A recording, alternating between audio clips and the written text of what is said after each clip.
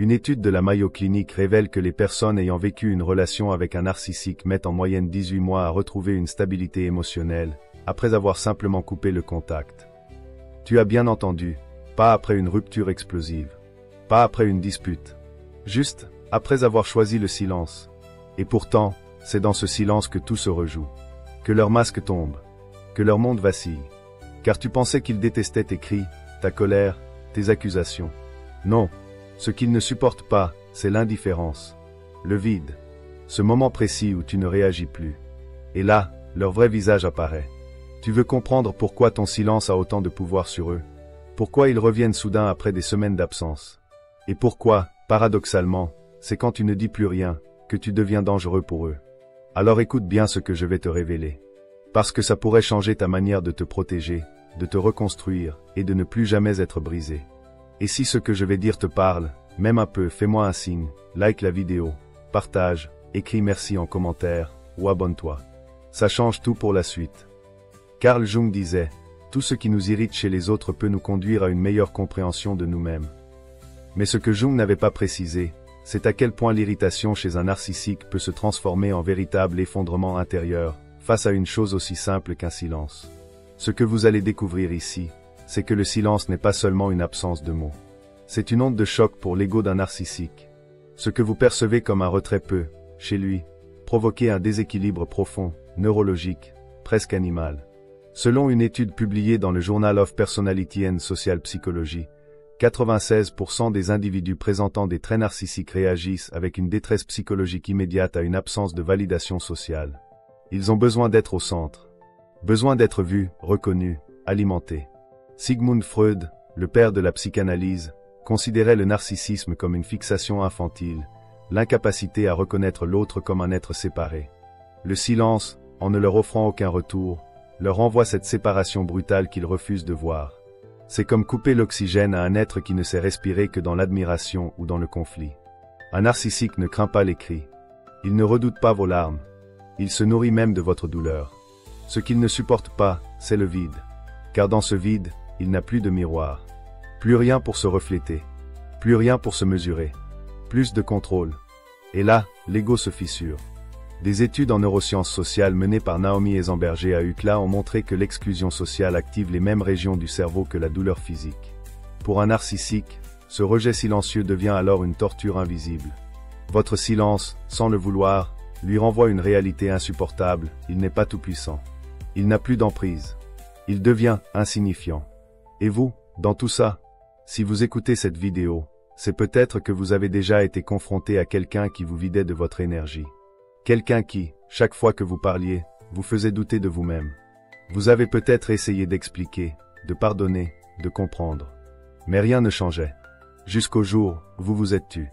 Et là, quelque chose s'est passé.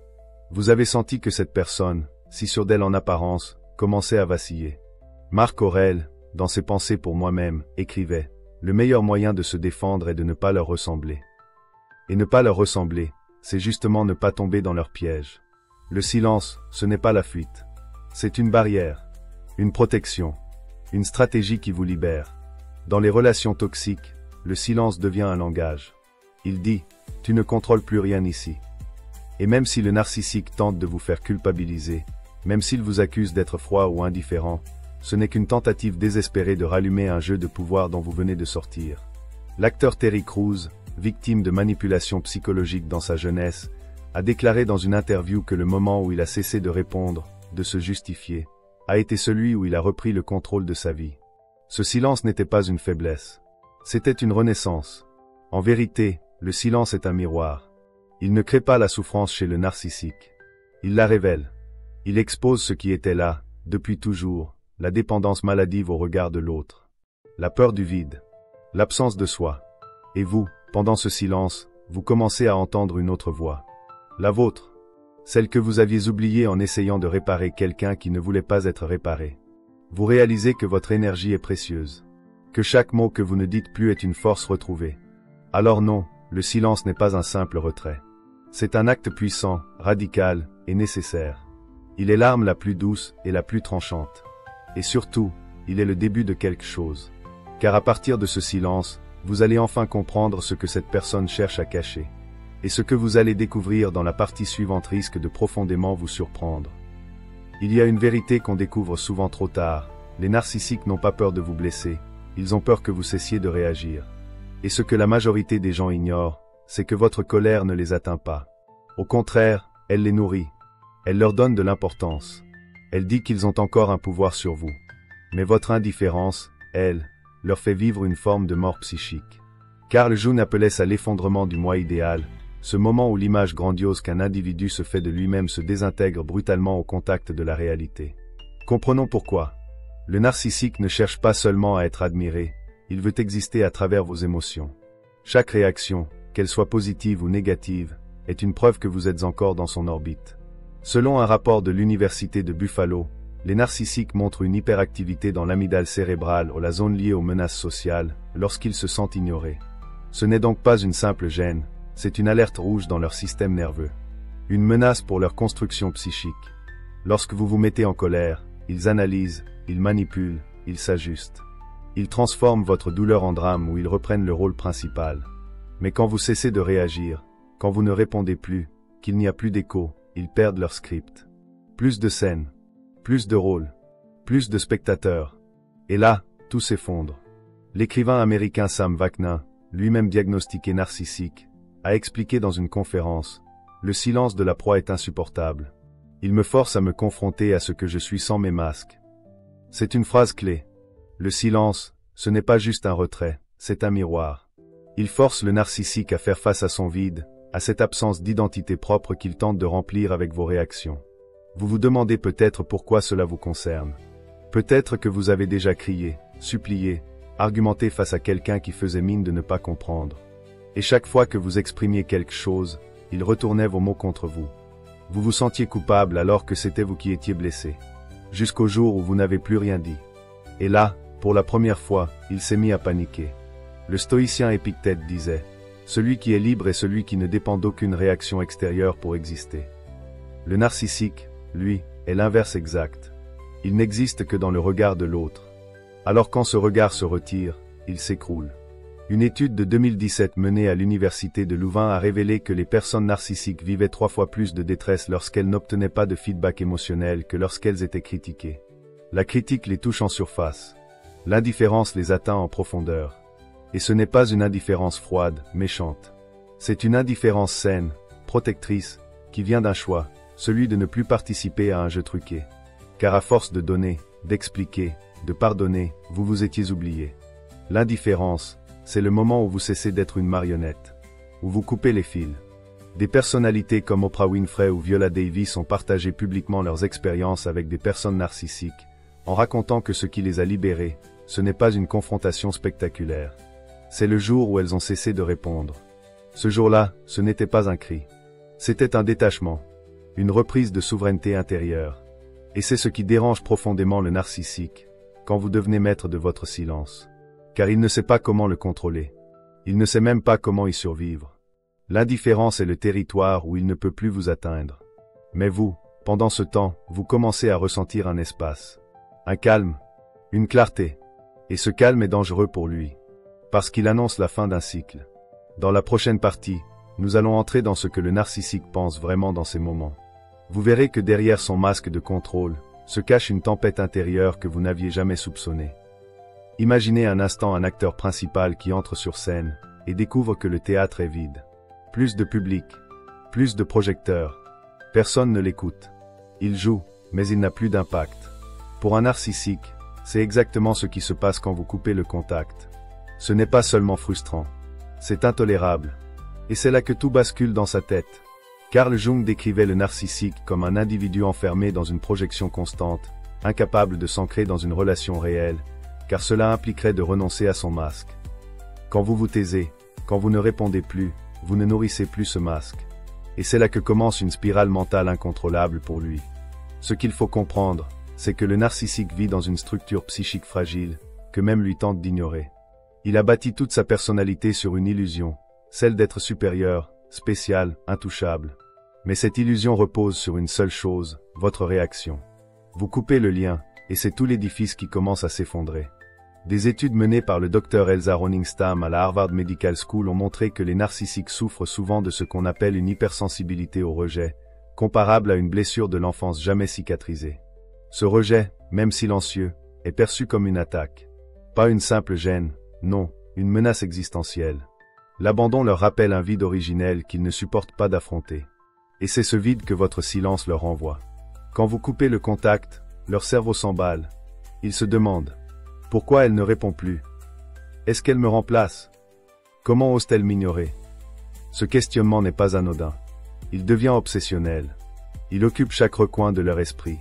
Une étude en psychologie comportementale de 2020 révèle que 78% des personnes à traits narcissiques développent des comportements de surveillance, de traque numérique ou de stalking après un silence prolongé de leur partenaire ou de leur cible. Cela peut aller d'un simple check sur les réseaux sociaux à des tentatives de reconquête masquées. Et pourtant, à l'extérieur, ils affichent souvent le contraire. Un calme, une fausse indifférence, un sourire ironique, parfois même du mépris. Mais ne vous y trompez pas, ce masque est une armure. Car derrière, c'est la panique, le manque, l'obsession. Le psychiatre Otto Kernberg, spécialiste reconnu des troubles de la personnalité, l'explique clairement. Chez le narcissique, l'effondrement relationnel crée un vacillement identitaire. Il ne sait plus qui il est s'il ne contrôle plus autrui. Vous étiez un point d'ancrage pour lui, un miroir, un carburant. Vous n'êtes plus là, il dérive. Et dans cette dérive, il tente de reconstruire le lien, non pas par amour, mais par besoin. Besoin de reprendre le contrôle. Besoin de faire taire l'insécurité. Il commence alors à imaginer des scénarios. Il projette. Il se victimise. Il peut même inverser les rôles dans son esprit. C'est elle qui m'a abandonné. C'est elle la toxique. Cela lui permet de protéger son ego. Mais au fond, il sait que c'est lui qui a perdu. Et cette perte, il ne la digère pas. Un homme m'a un jour confié, après avoir été bloqué par sa compagne narcissique pendant 3 mois, elle disait que je n'étais rien. Et pourtant, le jour où j'ai cessé d'exister pour elle, elle s'est mise à m'écrire chaque jour, comme si elle étouffait. Ce paradoxe n'est pas rare. Le narcissique vous rejette, mais il ne supporte pas d'être rejeté. Il vous diminue, mais il a besoin de votre admiration. Il vous accuse de vous éloigner, mais il est incapable de se rapprocher sainement. Et vous, pendant ce temps, vous êtes peut-être dans le doute. Vous vous demandez si ce silence est juste, s'il fait du mal, s'il est cruel. Mais ce qu'il faut retenir, c'est que votre silence ne détruit pas une personne saine. Il ne perturbe que ceux qui ne peuvent exister qu'en dominant. Dans la prochaine partie, nous verrons comment il tente de reprendre le pouvoir. Vous découvrirez les techniques qu'il utilise pour vous faire revenir, et pourquoi elles échouent si vous êtes enfin ancré dans votre force. Le silence, pour vous, c'est peut-être une pause, un moyen de respirer, de vous retrouver. Mais pour le narcissique, c'est une déclaration de guerre, une provocation qu'il ne peut tolérer. Et c'est là que commence ce qu'on appelle en psychologie le hovering. Ce mot vient de l'aspirateur ovaire. Le narcissique tente littéralement de vous reaspirer dans son univers. Il revient. Il frappe à nouveau. Mais pas avec colère. Pas au début. Il revient avec une ruse. D'après la psychologue Linda Martinez-Louis, spécialiste des relations abusives, 85% des victimes de narcissiques reçoivent un message, un appel ou une tentative de contact dans les 3 mois suivant la rupture de communication. Pourquoi?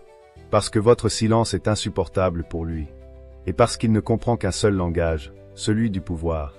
Le lien a été coupé, donc il doit être reconquis. Pas pour réparer, mais pour dominer à nouveau. La première tentative est souvent douce, polie, remplie de nostalgie. Je pensais à toi. Je me rends compte de certaines choses.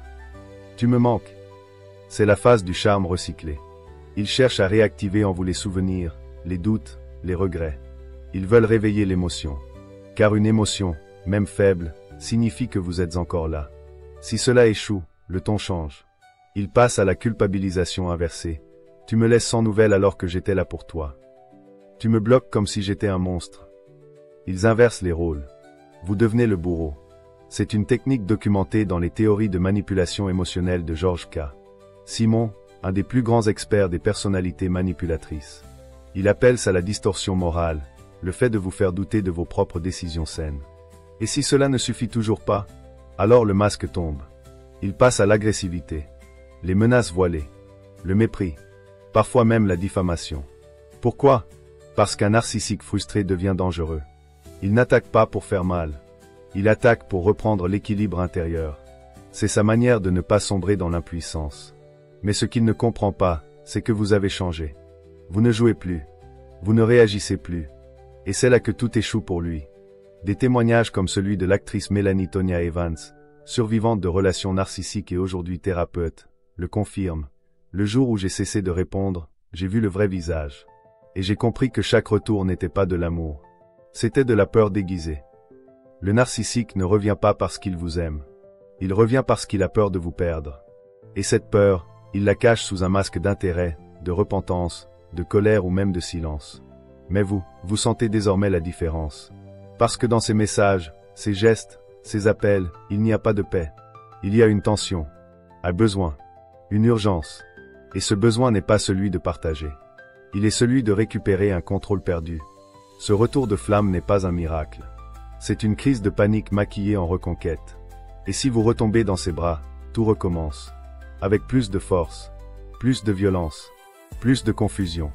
Freud disait, ce qui ne peut pas être mis en mots revient sous forme de destin. Si vous ne comprenez pas ces retours pour ce qu'ils sont des stratégies inconscientes de domination, vous les subirez à nouveau. Encore. Et encore. Mais cette fois, vous savez. Vous avez vu le manège. Vous avez ressenti le vide dans ses paroles. Vous avez compris que derrière le charme, il n'y a pas de guérison. Juste une boucle. Un piège. Et c'est là que réside votre pouvoir. Dans cette lucidité. Dans cette capacité à ne plus mordre à l'hameçon. Car en brisant le cycle, vous brisez l'illusion. Et quand l'illusion tombe, le narcissique n'a plus rien. Dans la partie suivante, vous allez voir comment ce silence vous transforme intérieurement. Car vous croyez peut-être fuir quelqu'un, alors que c'est vous-même que vous êtes en train de retrouver. Il y a un moment étrange dans tout processus de libération. Ce moment où le silence que vous imposez à l'autre devient un miroir, et vous renvoie à vous-même. Ce que vous pensiez être une barrière se transforme peu à peu en une porte intérieure. Et vous découvrez que ce n'est pas seulement l'autre que vous fuyez. C'était aussi cette version de vous, dépendante, confuse, en attente constante de validation. Carl Jung disait, celui qui regarde à l'extérieur rêve, celui qui regarde à l'intérieur s'éveille. Et c'est précisément ce que le silence permet. L'éveil. Car dans l'absence de bruit, il y a un retour du vrai. Ce que vous ressentez au début comme un vide ou une solitude, devient un espace. Une zone de respiration. Un territoire sacré. Une étude menée en 2016 par l'Université de Duke a montré que 2 heures de silence par jour augmentent la production de cellules dans l'hippocampe, la région du cerveau liée à la mémoire et à l'apprentissage émotionnel. Autrement dit, le silence n'est pas seulement apaisant, il vous reconstruit. Il répare les connexions abîmées, ravive l'intelligence émotionnelle. Et il vous remet en lien avec votre intuition. Car quand vous cessez d'écouter la voix du manipulateur, vous commencez à entendre la vôtre. Une voix que vous aviez oubliée. Celle qui dit non. Celle qui sait. Celle qui n'a pas besoin de justification pour exister. Sénèque, dans ses lettres à Lucilius, parlait de la nécessité de se retirer du bruit pour retrouver la clarté morale. Il écrivait, « La paix intérieure ne s'achète pas au marché des flatteries. » Vous comprenez soudain que chaque mot de trop, chaque explication donnée à celui qui ne voulait pas entendre, vous avait éloigné de vous-même. Et que votre silence n'est pas une fuite. C'est une réaffirmation. Des milliers de personnes en témoignent. Hommes et femmes ayant vécu sous emprise et qui, après avoir coupé le lien, disent la même chose. C'est quand j'ai arrêté de parler, que j'ai commencé à guérir. Ce moment où l'on n'attend plus de réponse. Ce moment où l'on cesse de vouloir comprendre l'incompréhensible. Là, commence le retour à soi. Et ce retour est bouleversant. Parce qu'il vous oblige à voir ce que vous avez accepté. Ce que vous avez permis. Ce que vous avez ignoré.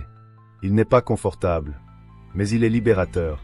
Vous réalisez que la personne que vous cherchiez à réparer n'était pas seulement toxique, elle était le reflet d'une part de vous qui doutait encore de sa propre valeur. Le silence vous confronte à cette part. Il ne vous distrait plus. Il ne vous occupe plus. Il vous révèle. Et avec ce silence vient une énergie nouvelle. Un calme qui ne dépend de personne. Une vérité que vous n'avez pas besoin de défendre.